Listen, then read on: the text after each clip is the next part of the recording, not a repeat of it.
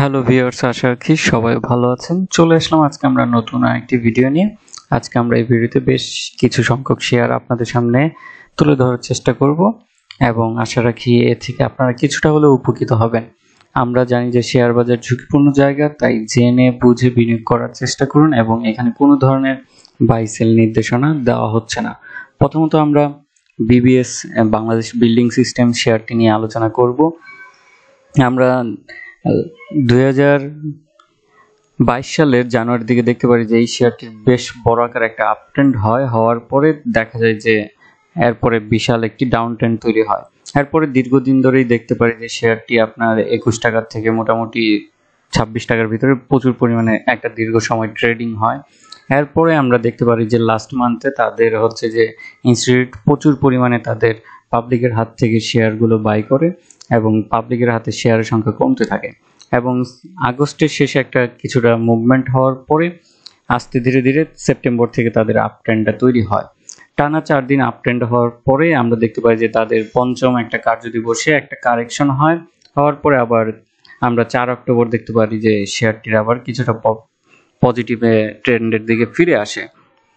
তো আশা করছি যে এই স্টকটি তাদের আরো কিছুদিন হয়তো এই পজিটিভ ট্রেন্ডটা ধরে রাখবে যদি মার্কেট আরেকটু ভালো দিকে ফিরে।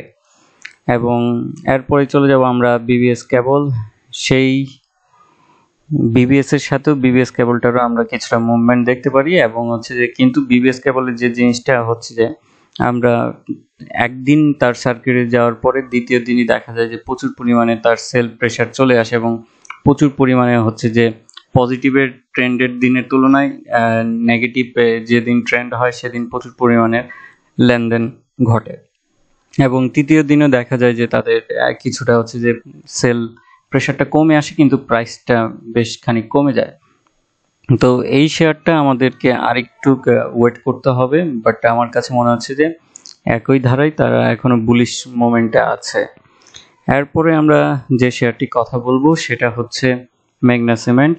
কিছুদিন যাবত আমরা দেখতে পাচ্ছি যে এই শেয়ারটি আপনার আস্তে ধীরে ধীরে তাদের একটা পজিটিভ ট্রেন্ডের দিকে ঘোরানোর চেষ্টায় আছে এবং এটা এখনো আমি বলবো না যে খুবই যে বাই সিগন্যাল এই মুহূর্তে ক্রিয়েট করছে, আর একটু হয়তো আমরা 2-3 দিন গেলে বুঝতে পারবো যে এই শেয়ারটি আসলে কি ইন্ডিকেট করছে।